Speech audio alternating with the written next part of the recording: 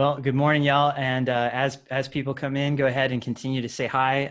Let us know where you're from in the chat. And we also have Elliot Frick, who will be helping to co-host this webinar with us. And he will be monitoring a Q&A, and we'll get to more of the kinds of questions that you can ask as we get deeper into the conversation. But welcome. Glad you all could make it. Here's what's in the near future for everybody. You're going to have two polls that you can take that they're going to pop up toward the beginning of the webinar. So go ahead and just answer them. They don't take very long to answer. And again, as housekeeping, there's a Q&A that's open for all your questions. So as I'm positive that you're going to have questions for Jake as this rolls along. And so please put your questions in the Q&A, and you can actually upvote and interact. And as I said, we'll be monitoring those so that we'll have some time toward the end of the webinar that we can answer some of those questions. And again, there's more resources at the end of this webinar. I'm positive you're going to be impacted by the kinds of things we're going to cover, so you're going to want to learn more. Also in the near future, here's how we're breaking it out. And this is based on the kinds of reactions that we received when we said we have somebody like Jake who's going to join us today. We're going to cover what a futurist is, what it's not. A lot of folks asked for us to make some predictions today, so I think we want to make sure that we cover what a futurist is. A lot of folks said that they were feeling like the ideas they had about the future were hopeless. They were feeling like they used to have images of the future and they don't have those anymore. So we're actually going to talk about, well, what are ways in which we can shape our futures when we feel hopeless? And we're going to talk about what practices you can put in place starting today that will help you to be better adapted for a crisis. A little bit about Jake before I turn it over to him, before we hit him with his first question. Jake is an experiential futurist. He is governance designer and a teacher at UT Austin. He is also the director of the governance lab at the Institute for the Future. I'm sure we're going to learn more about the kinds of things that he's doing there. And his work is centered really on social invention. I first encountered some of the work that Jake has done in the past when he worked in collaboration with Stuart Candy at the University of Hawaii. I think you guys were still working on your PhD program when you pulled some of those stunts that you did in Chinatown to help people to make the future more immediate, get people taking more action. So I was going to start with this, what even is a futurist formulation of the first question, but honestly, I got so many people who asked me a specific question that I just wanted to throw it at you, Jake, and see what you had to say before you even have a chance to say thanks for letting me on. And sure. The question is, when do things get back to normal? Okay, well, good question. That is a common one that we're hearing quite a bit. And not to get too academic about it on this is the first opening thing, but that assumes that there was a normal, and that assumes that we all understood and shared a common reality and understanding of what normal is. So I'm not sure I'm ready to give even that far. A lot of people have been living in I live in Austin, so I've been living in weird times, hopefully for a while, we call it that. But people have been talking about post-normal times long before this virus outbreak. But to hit it directly, with all those caveats aside, we're not. It's over.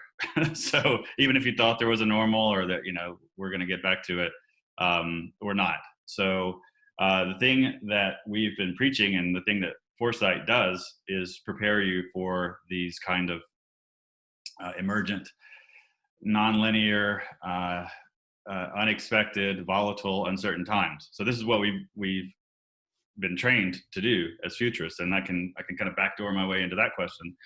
And what a futurist does is we try to understand dynamics of change so that we can prepare and deal with them and create the kind of futures we want to. And so we work with governments, we work with organizations, companies, all kinds of groups to help improve our foresight capacity. Not to say that we can predict what's coming.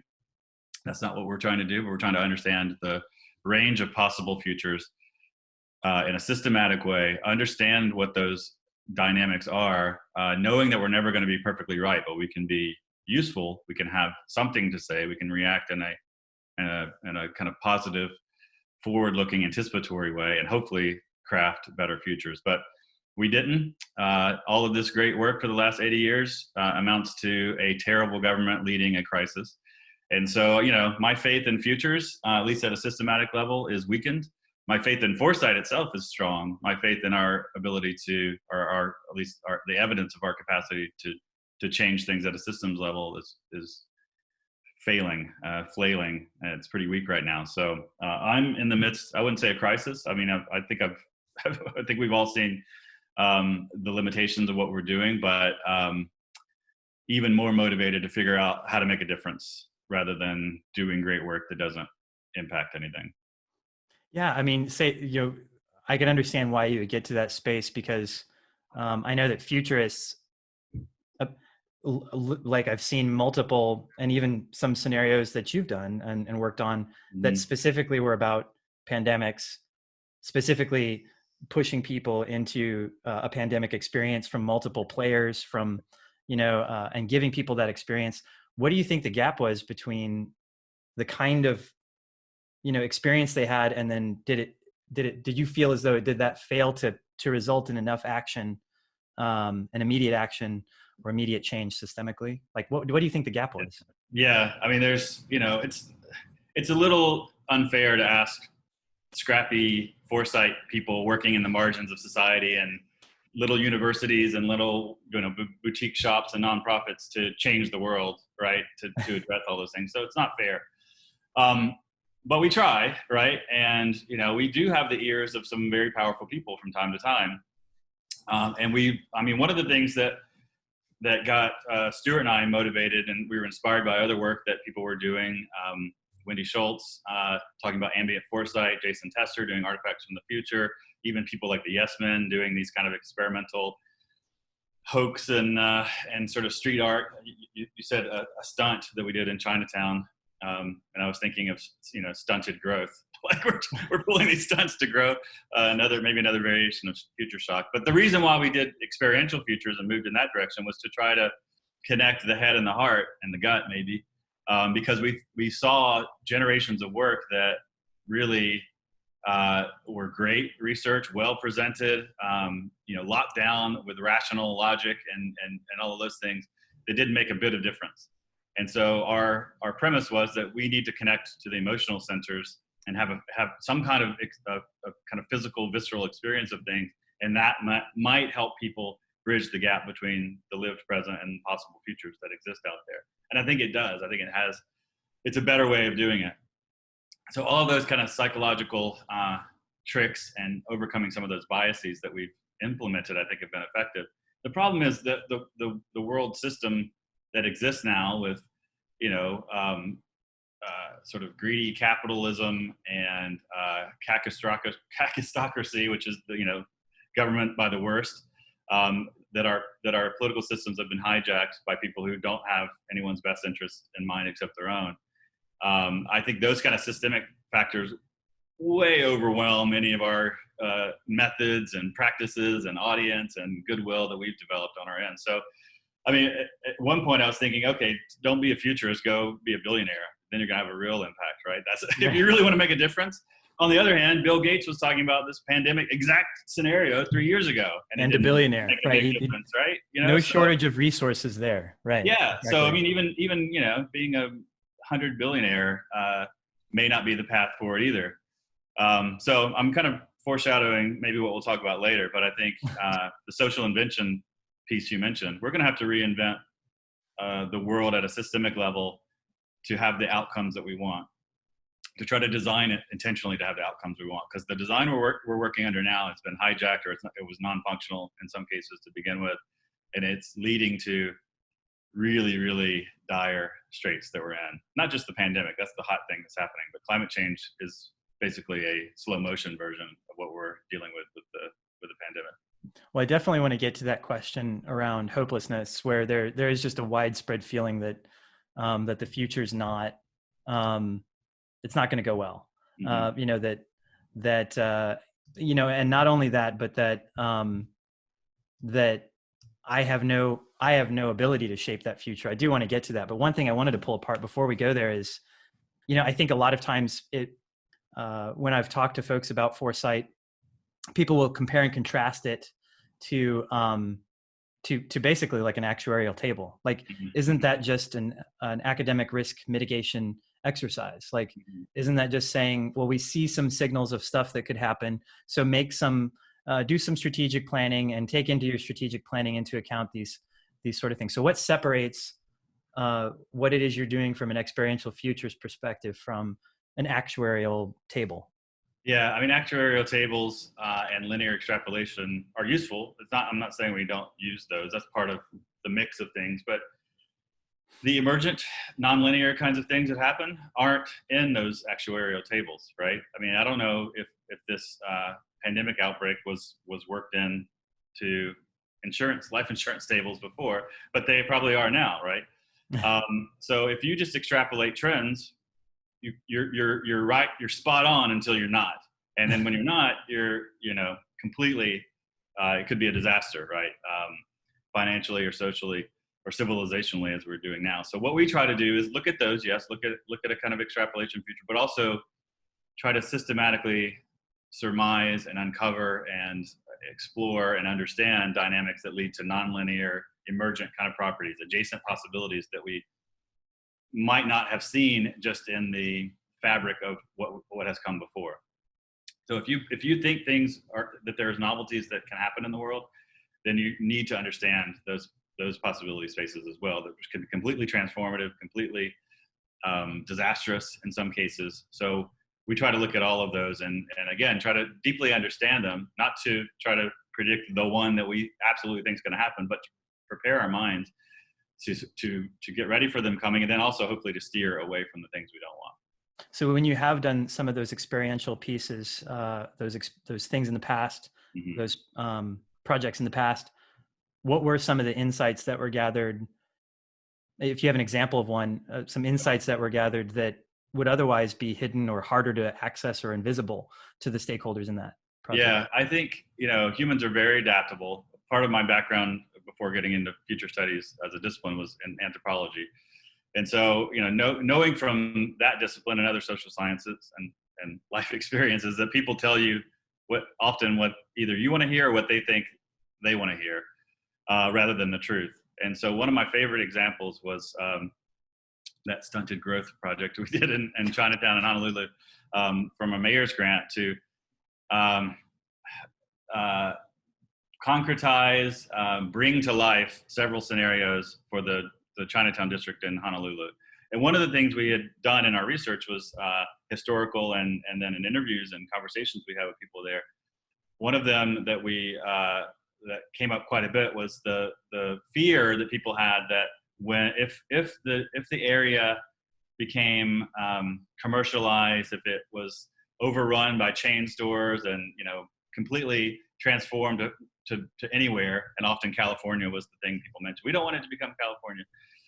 We don't want Starbucks. We don't want these chain stores. We don't want gentrification of all of our housing and all of that. So the first one we did in Chinatown was to basically give people back that scenario, that version of the future that they feared most. And when we did that, putting up Starbucks coming soon posters on buildings that had been empty, putting up luxury loft posters, all of the kind of props and signage to make people feel like that was really happening. And using we didn't advertise that this was a scenario and you're safe to be at a distance. You don't really have to think about this. So maybe for another conversation, that's a very tricky tactic, and you got a delicate one to deploy. But in this case, the outcome, the lesson from that was when people thought, and it was a First Friday art walk, so people, there were thousands of people walking down.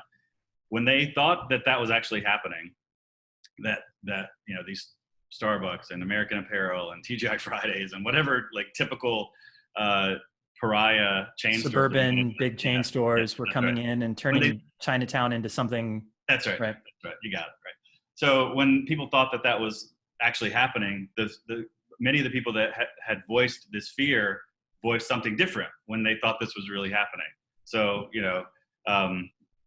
Great. So that's actually, that store's been empty. That building's been empty for 3 years. It's been unused. So now maybe people will come down and that'll drive foot traffic to my building. Or, oh, great, these luxury lofts are opening. Well, they're expensive, but that's going to create a live workspace that people can actually, enjoy, and it'll bring some vibrancy to it. So we're extremely adaptable, and we are often really bad at predicting our own happiness, our own emotional states in the future. And this is a great book that was also influential on us, was Dan Gilbert's Stumbling on Happiness, where he chronicles how people are really bad at predicting their own emotional states in the future from their life choices. So what we saw in that, and what stood out to me and kind of validated a lot of what we had surmised and theorized about experiential futures, is when people feel it, and when they confront futures as if they're actually happening rather than this sort of abstract space, people have maybe even surprising to themselves reaction, and people are extremely flexible. So, right. I mean, 3.5 years That's interesting. ago, so you're saying, like, previous to, let's say, that simulation of Starbucks and these big box folks, taking up space in Chinatown, people had attitudes, presenting attitudes or beliefs, at least, that they would be opposed to that sort of thing, or we can't have that. But then when you're saying when they were confronted with the reality of it happening, they actually found that they could find a space to be more open to that kind of change that maybe they didn't even know they had, or they weren't conscious of. Right. Yeah. So don't assume that your emotional state right now is going to be what it is in a year, 2 years, 5 years. We don't know exactly what kind of cracks in the fissures of our systems might open up new possibilities. I mean, I'm pretty dark right now, I have to admit. Like, my view of the future, especially in the near term, is pretty dark, and I think it's going to be very, very, very unpleasant in many ways. But I also know not to carte blanche assume that my feelings now are what's going to be, those are going to be the same in a few years. They might be worse. But they might be better. And so, looking to, what Dan Gilbert says in his book is, look to not predict your own happiness or sadness or emotional state about the future, but go to places that have experienced this before, or go to people that are in positions that you want to be in, like if it's a job, right? And see how they dealt with it. So if we could look at some post-disaster societies potentially that have, I was going to say come out of it or not, but just look to them. That's probably it's a better example or a place to look to give us some guidance about how we might feel in the future. It's interesting because as someone who works and simulates multiple or alternative realities that take place in the future, futurists are just as concerned with taking a look at past, right? Like taking a look at behavior of, well, how did this group of people, how did this community interpret a crisis or a change? What happened on the other side of it? And that's part of that kind of like pattern sort of work and the signal work that futurists do, right? So that's a key part of what you're doing. You're not just making simulations out of with no basis in any kind of reality. That's right.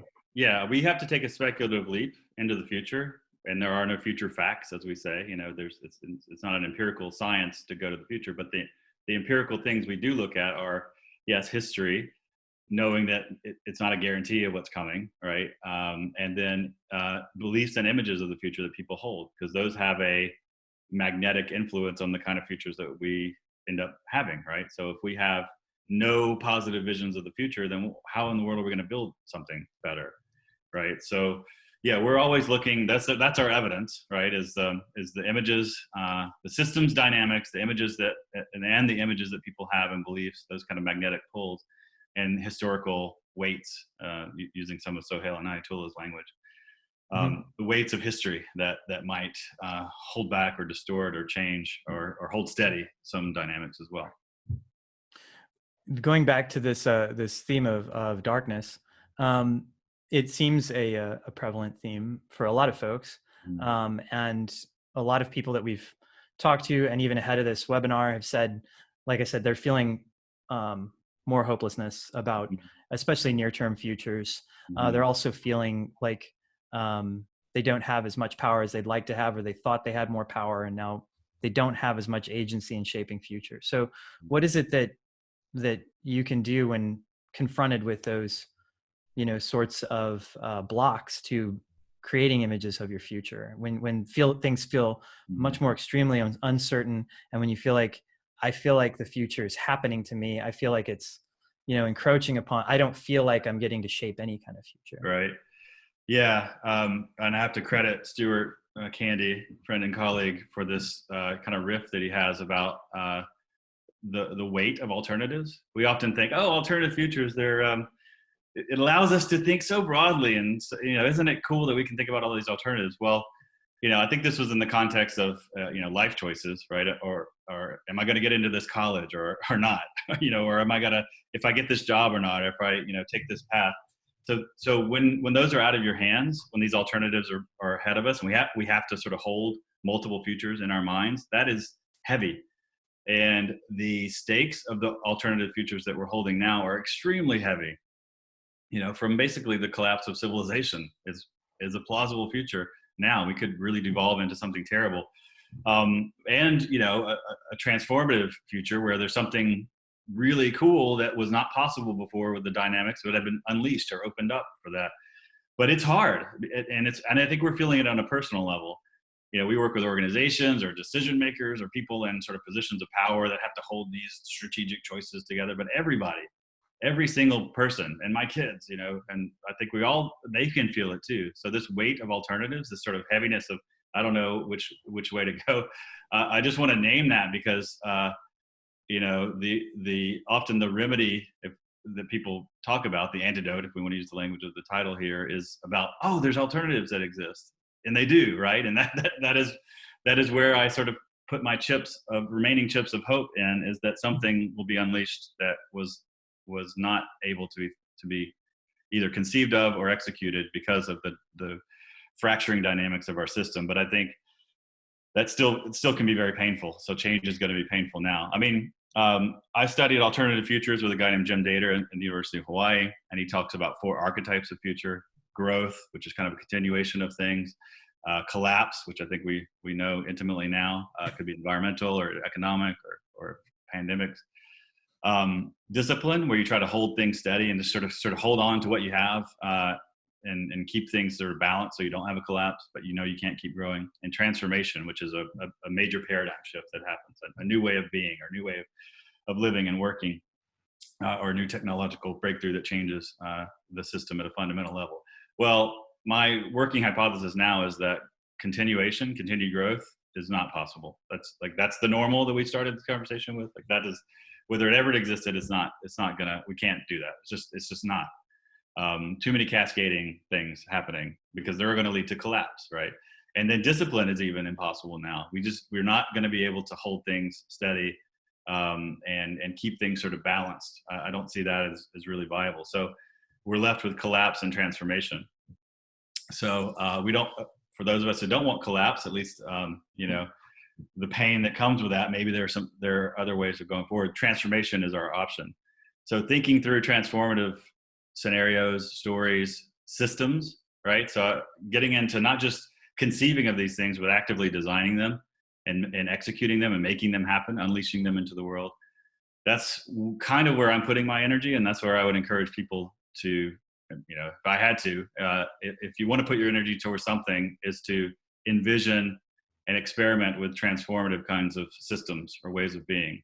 And again, wherever your buttons or leverage points you have, whether it's technology or politics or culture or your family, conceive and experiment with transformative systems and stories and designs. So even taking a look, like to the point you made earlier, taking a look back at, when did transformations take place? What did those things look like? Yeah. That transformation was possible, even like when it does sound like it's almost like when it's almost the last house on the block. It's like you've checked the boxes on, we can't keep going the way we are. Mm-hmm. That will lead to collapse. Mm-hmm. We can't just create any kind of stasis. So there's no discipline sort of scenario that Right. is, capable of being created. So you're saying really placing your bets on some kind of transformation. We need to reimagine what it is we're building in terms of systems, more so now than if you truly are feeling hopeless, if you truly are Yeah. feeling like you can't continue. Right. Yeah, I mean, I wouldn't put my energy into trying to maintain the system, even though I have mortgages to pay and food that needs to be eaten and bodies to fill and all that. So it's hard, right? All this stuff is way easier in the abstract, and way easier to look back at. Oh, look at the social transformations after World War I and the Spanish flu. Women got the right to vote, and we had all this progressive good governance movements and all these great things that happened. Well, that's great if you didn't die or suffer, right? So transformations can be very violent and traumatic as well. So these are not magic buttons that get pushed and everything is wonderfully better. These things can be painful as well when you're living through them on the ground. So yeah, I mean, and I may be wrong. I mean, maybe we can sort of pull back in a kind of global order that was familiar to us 20 years ago, but I seriously doubt it. So I don't know, putting your energy toward that possible transformations. So getting even more granular, are there practices that people can be doing now, regardless of your level of how hopeful you feel or how powerful you feel in making the future you want? Are there practices, everyday things that people could be doing that maybe are outside of what they normally would do to push them into thinking more like a futurist, thinking, incorporating long-term thinking into their lives? Are there things that they could start doing? Yeah, I'm going to say what pops into my mind is kind of maybe counterintuitive at first, but one of the insights that came out of research that I've studied over the years about the sort of neural correlates, the mind of foresight, is that we use a lot of the same parts of our brain to imagine the future as we do to recall the past. So we have to have a baseline of experience, or we're using a lot of the same neural functions, neural processes in our minds to imagine the future, but it's based on things that we've experienced before, which is, it's kind of common sense, right? That's what are we going to imagine? It's got to be based on something and what we experienced before. But when new things come about, we have to sort of take leaps, and we have to create imaginary, speculative sort of ideas that can come out of this. And a long way around is I've actually been reading a lot of history, looking at these kind of transformative moments. And for better or worse, one of the characters in history that's really stuck with me is John Brown in Harper's Ferry and the violent revolution that he tried to spark in 1859 to lead to a revolution against slavery, the abolitionist John Brown. And one of the things I found out later was he actually wrote a constitution for the new sort of post-slavery America. Really? And it's weird and crazy, and there's things like everyone should be encouraged to carry a gun kind of thing. And he was a Calvinist, so no swearing and no drinking and all that. But him, whatever you agree with his tactics or not, I mean, he was a visionary that actually took direct action, right, and violent, right. But he was also dreaming of a system post that too. And so, again, sort of taking some of those things, I'm not calling for a violent revolution, but I think thinking about, not yet at least, thinking about what can you do on the ground to, one, imagine the system that you want to create, and then act to do that. And, his leverage points were around him, trying to find ways to basically steal arms from a depot and lead a violent revolution. But I think having those two pieces together, the social invention part is kind of where it comes together. So understanding historical precedents, taking leaps, understanding where the leverage points in a system are and where you can fit in. That scaling from very high level systems thinking to very on the ground action, I think is a good model, again, in the abstract. So people can look for their leverage points. Where is it I have influence? Where can I make an impact easily?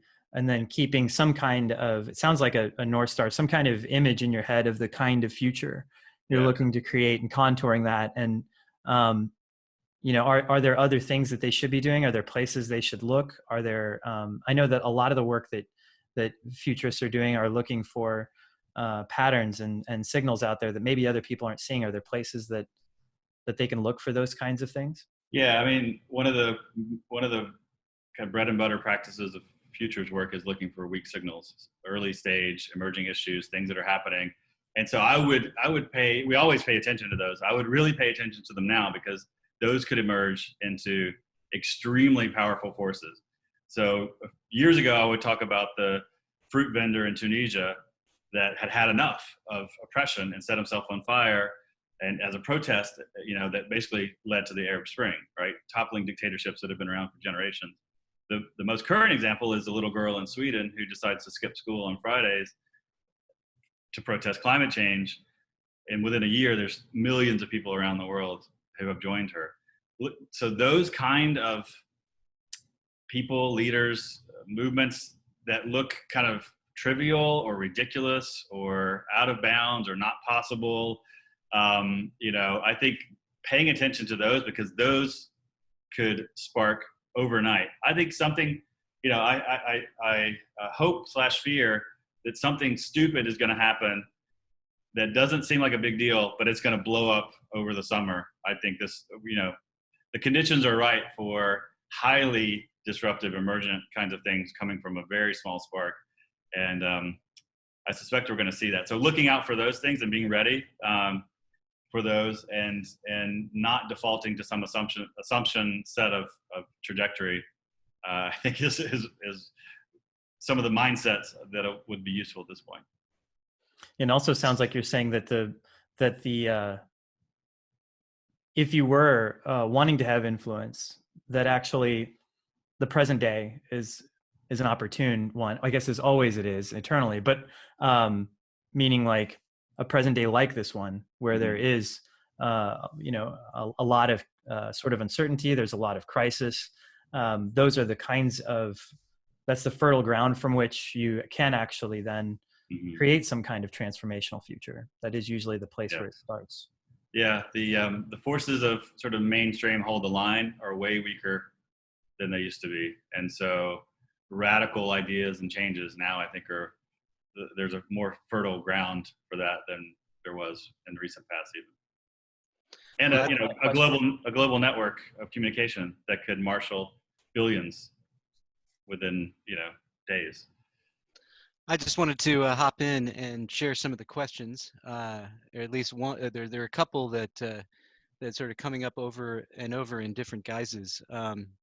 But one here is to do with, and like I say, it's being articulated differently from different folks. But something along the lines of, well, how do you lead or create conversations that I don't know, sort of a la Pollock or something, creates the kind of hopeful images of the future that will, augur for the kinds of outcomes that we'd like to see happen. Yeah, I mean, one of the things, always my default recommendation is go where you are in a way. Like what are the kind of things that you have around you? Is it a friend network? Are you a CEO of a company that can spark something? Do you have money to invest in things? So sort of go where your resources allow you to and where your leverage points are. I mean, I think it's not a bad idea to look to the past. Yes, it's a new variation of some problems, but there are similarities to crises in the past. And so looking at how people dealt with that is a great start, and finding inspiration from previous experiments that maybe they failed at the time, but they were good ideas, that might blossom now. I think that's a great tactic. And then just embedding it in your daily practice, right? Where I didn't do it this time, but I've been wearing a mask on screen, even in video calls, because, we should be normalizing that look, because when I step out the door, that's what I should be doing. So, you don't have to transform the whole world in order to start acting. Find these small wins. Is it your family? Is it discussions with your kids? Is it your virtual happy hours with your friends, where you can talk about some of these things, even cathartically get stuff off your chest? And then find kindred spirits, right? We still have a working internet where you can connect with people and start hatching some ideas if momentum starts building around that. Also, don't get too attached to a singular path. I have one idea that I want to do. I mean, I think the kind of insect strategy of having 1 million offspring and maybe 100 live is not a bad thing either. So just flooding the market with transformative ideas and experiments is not a bad strategy at this point either. Well, and then there's a sort of, I guess, kind of in some ways maybe a corollary question. Shows up, in the chat here about, referring to Pinker's argument about, in Enlightenment Now, and presumably in his other book about Better Angels, Yeah. That we live in extraordinarily advanced times scientifically and technologically, and that there's a lot to be hopeful about. Another question that came to me through email was, it had a big list of the number of global deaths from all the pandemics over the last 100 years, and that this one is tiny in comparison, and are we maybe being too dark or overreacting? But I think those are all kind of related. So maybe you can speak to that. Yeah, I think it's a worthy line of thinking, and so I'll say that, and I think it should be part of the conversation. But it always reminds me of this. My dad was a very humble, kind of working class guy from Alabama, but somehow this idea, this kind of story he would tell, or I don't know, joke, I guess. He was like, this guy's falling off the Empire State Building, and he's asked about halfway down, how's it going? And the guy says, oh, so far so good, right? So, where are we in the scale, right? Are we progressing all the way up to the point where we have global environmental collapse, right? I mean, is progressing ourselves to death? So I fear that might be possible, but everything is always more complicated. Yes, I mean, I think disease is down, generally rights are up, but those things are fragile and fugitive. And assuming even global democracy is, we can't just guarantee that in general either. These are the kind of things I think about. So I was thinking, okay, 20 years ago, if you'd said basically, pot was basically legal, gay marriage is legal and accepted, and yet we live in a fascist America, right? Would you have put those things together at the same time? Like, our democracy is over. We have an authoritarian strong man or weak man, but we have these other rights, So I think I think assuming, again, it's sort of it's projection fallacy, that if we keep following these lines, we're going to keep going that direction. I'm not sure that's the case. And maybe there's rise and fall, and maybe in general over a 500-year span, things will continue to get better. But I don't see that as inevitable at this point. But I don't say that to stop fighting for those good things. Keep fighting for them. Just don't ignore the other possibilities just because you assume that, oh yeah, we've been doing great, so we're going to continue to do great. I don't buy that future projection part of it, even though I do buy some of the historical data that things have gotten better for a lot of people, not for everyone, for sure. Well, let me ask one more question. I'll hand it back over, and maybe if we get time at the very end, I can ask a couple more. But there's one on here. I got one in the chat, and one in an email, and one is in the questions here that are all kind of very related about, your articulation of connecting the head and the heart, and then specifically asking about, how do we do that individually, and then by extension, another question that relates to this is like, sort of, well, how is that how much of that is an individual thing, and how much do we do at an organizational level, or at a social level, at a governance level? Like, how does connect the head and the heart work in all those contexts? Yeah, I mean, it's a good question. I mean, I'll have to say, mostly I work in kind of public civic domains, trying to facilitate more productive conversations about the future of your neighborhood or your city or your organization, that kind of thing. So the personal level, I think, goes back to like Dan Gilbert, and that the insights that he and others, of course, have been articulating for a long time is to look to people or situations that you either want to be in or maybe even you fear, and to use them as an example and try to get that direct feedback. That's the best we can do for like an empirical feedback loop to learn, is to look at people in those positions. I mean, one of his stories is around, if you had a limb amputated, how would you feel about that? And, almost everyone would say, God, that would be pretty bad. I wouldn't want that. But you go talk to somebody who's had, who's had a limb amputated 5 years later, and they're dealing with it. They're okay with it, right? So I think getting out of the what Jim Dater has called the crackpot realism of the present. So don't get locked in to thinking your future is going to be exactly the kind of situation that you're around right now at a personal level.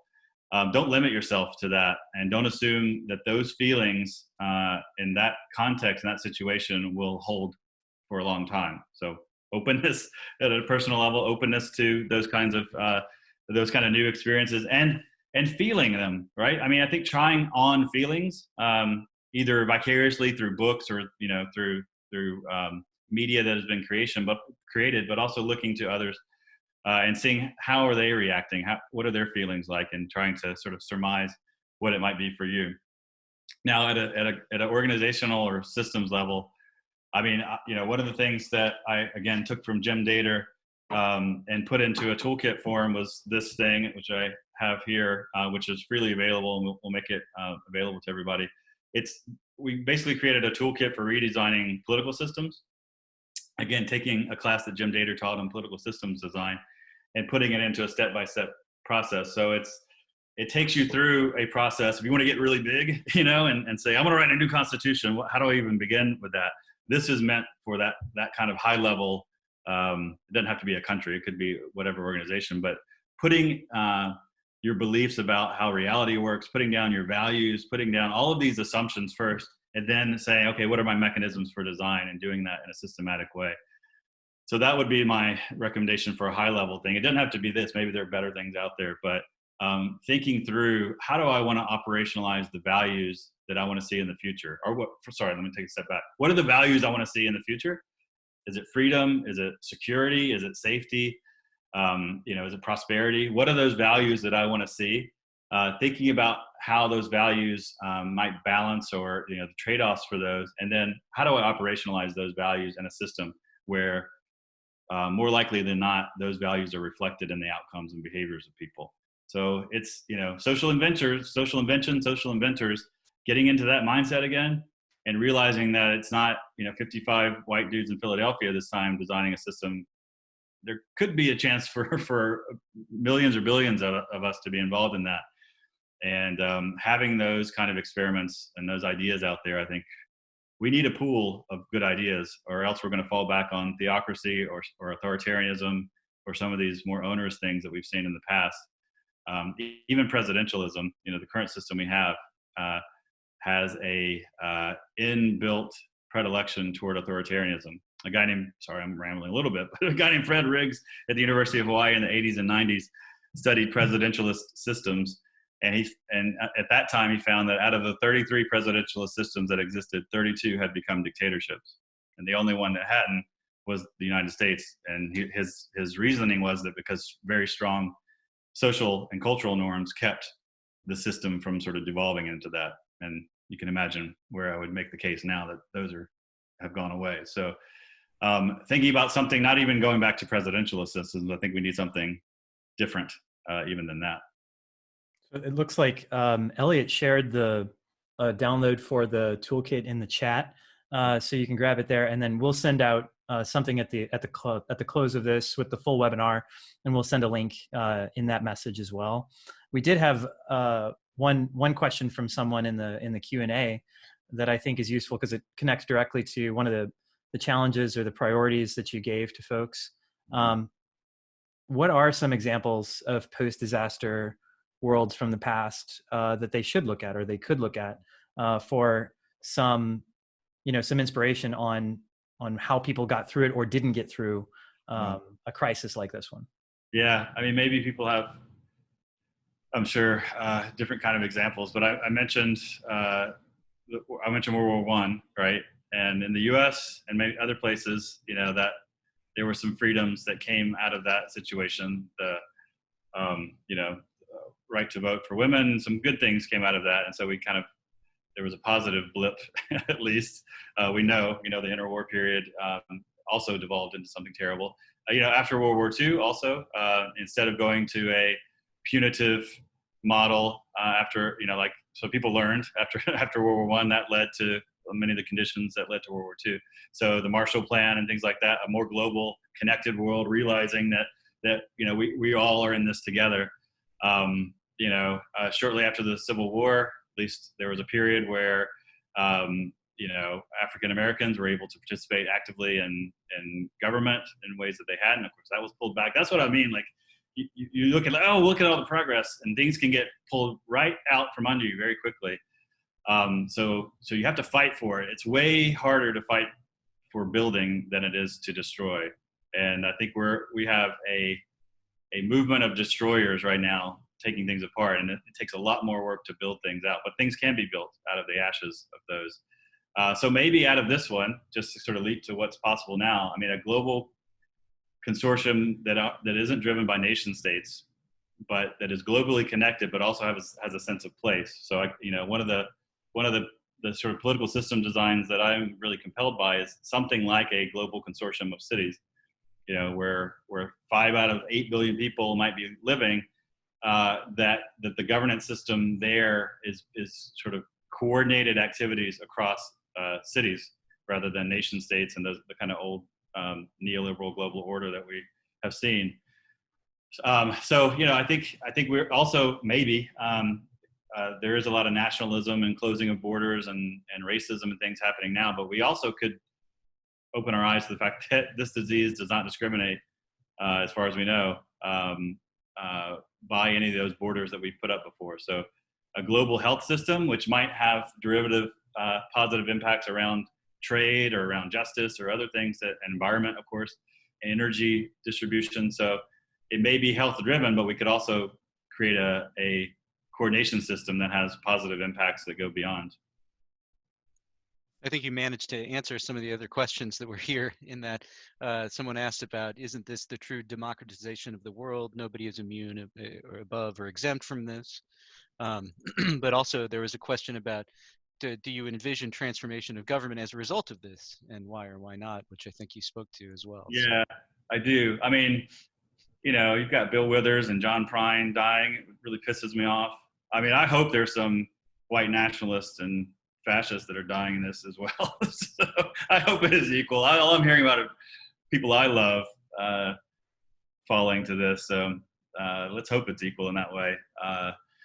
But yeah, I think I don't know how our current system, at least in the U.S., how the failing of it can not lead to its destruction eventually. I'm not going to say that that's going to happen in November either. I mean, it may be a decade.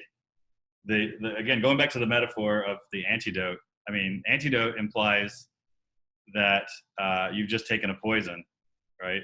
The poison we've been drinking is about 2 generations, at least in the U.S., I think, of kind of this movement toward a millennialist, dominionist, white, patriarchal, one-party system. I think there's been a vision for a lot of people, and other things too. I mean, anti-climate, anti-science, all of those things are sort of folded up into it. So it's a multi-generational poison we've been drinking, and it's probably going to be a multi-generational antidote that we're going to have to deploy.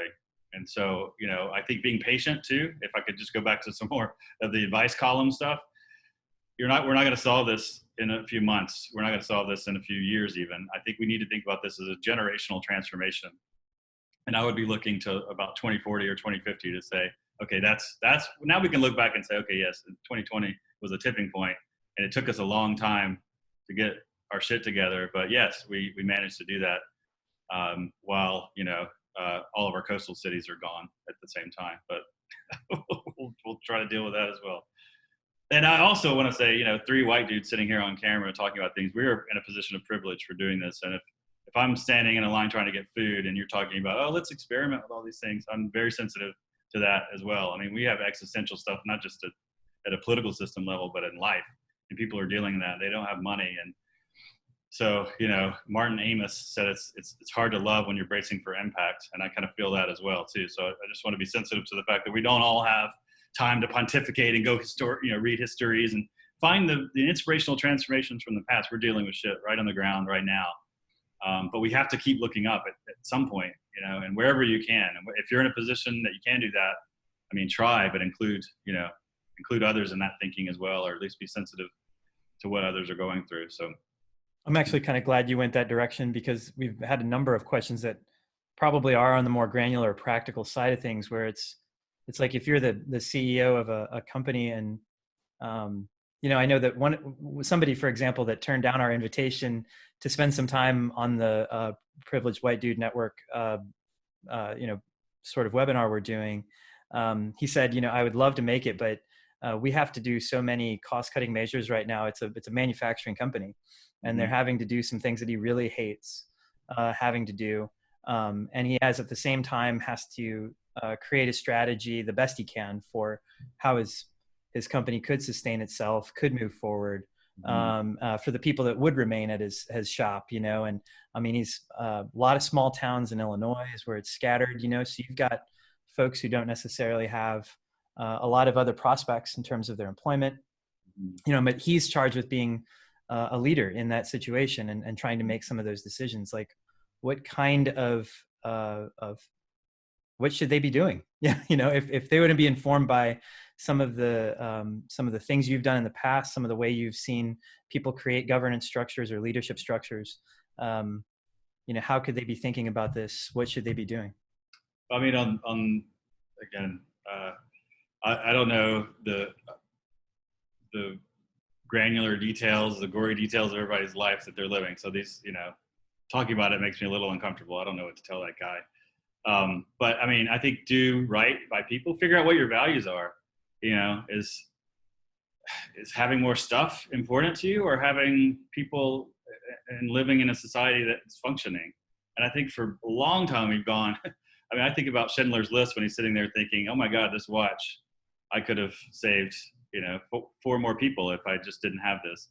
I feel like for the last long time, maybe longer than I'm thinking, people have been doing the other thing, like, oh, only 5 people's lives, I can get a new yacht for this, right? They've been taking that equation and going the wrong way.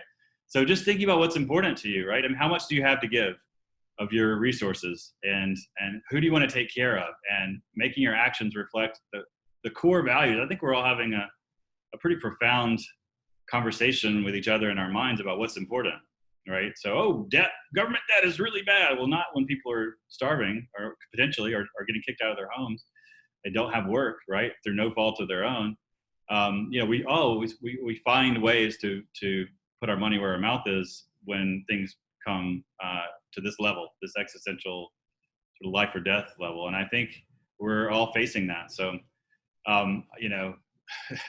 do right and find the people that are doing right and support them, because we can't all do everything ourselves. So what kind of weight can you throw behind somebody that starts to get, that's one of those magnetic attractors for things? Can you throw your support in there? I mean, going to protest is kind of silly in a way, but you are one more body in there. Or voting is kind of silly, but you are one more vote, right? So thinking about that collective impact, and trying to accelerate some of those things. I get, it's hard for me to answer that because everybody's situation is different, and so doing these sort of pontificating, do this and no, everything's, so it makes me uncomfortable. But I think just getting right with your values. I mean, getting honest about it too. And maybe it is personal protection. Maybe you go buy a gun and wall off your house. I mean, it's not an unreasonable response to this, if you're really concerned about the health of your family. I wouldn't recommend it. I think we're stronger together, but you can certainly understand that. So I think we're taking our values that we had the luxury of sort of talking about in the abstract, and we're going to have to face them in very real concrete terms right now. Well, if it's not too much of an imposition, I have a personal question that seems to incorporate some of the things that I've seen in the chat, about the racial disparities involved in this. We were talking about, you just mentioned that we're stronger together, and the ways in which the sort of maybe elephant in the room here about the polarization, the partisanization, or whatever you want to call it, of our communications culture, or whatever. and not to get too nerdy about this, but right, I think there is a thread, intellectual, philosophical thread that maybe you could say started with like Hegel or something and continued on through the 20th century that sought to sort of undermine some of the foundations of the modernist enterprise to objectify truth, right? That like we can talk about truth. You know, you talk about anti-science, for example.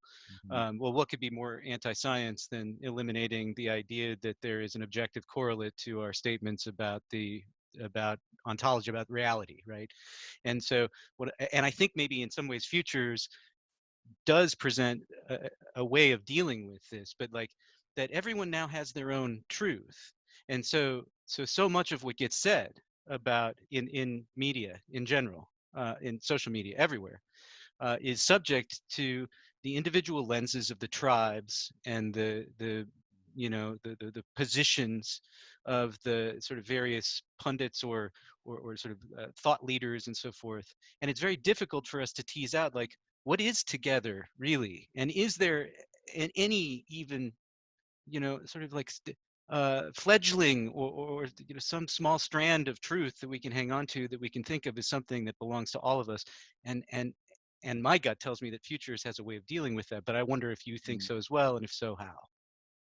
Ooh, there's a lot there. Sorry. No, it's interesting. I mean, first off, I would say that science that doesn't include the subjective is not objective. I mean, that's part of our reality. I mean, even in quantum and relativity, and all that, it's baked into that. But at a sort of more mid-level, I don't know. Again, I don't know if we ever shared a consensus reality.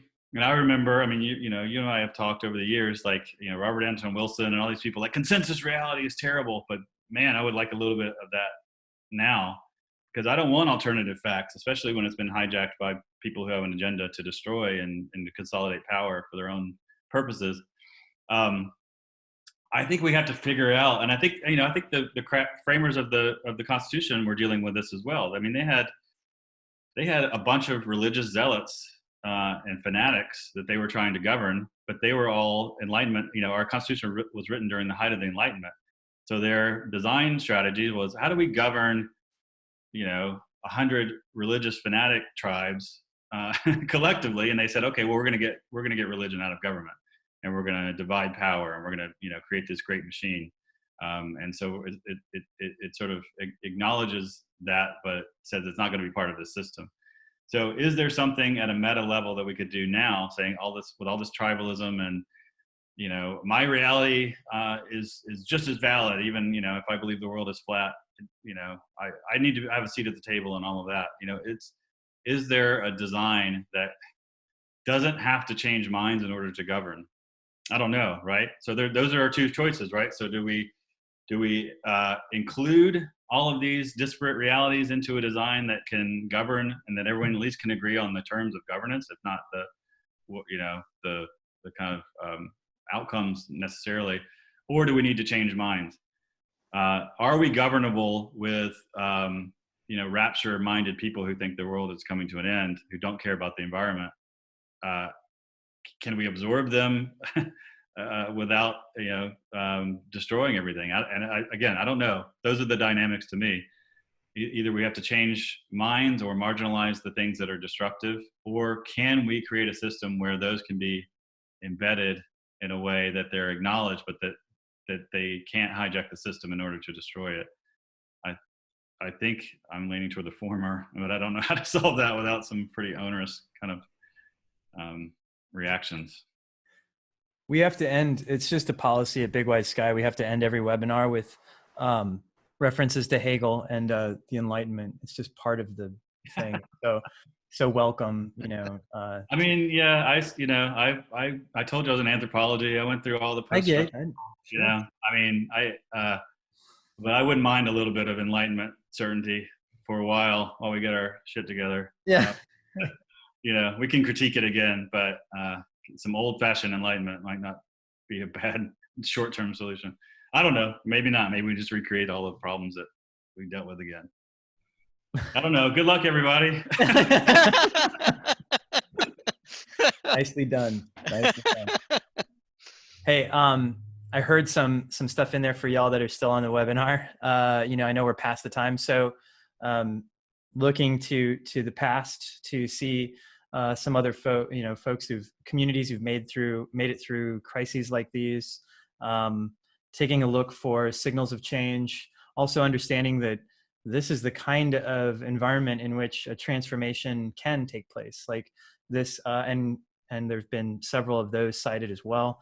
So if there's something you're looking to craft or a kind of future that you've been wanting to make, this would be a good time to use the leverage points you have to make that happen. It sounds like that's what you had to offer some folks, Jake. Mm-hmm. I wanted to go ahead.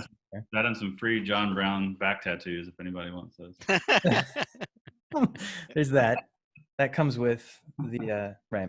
So I wanted to share the some information on how people can learn more about you and about futures and what the IFTF could be up to.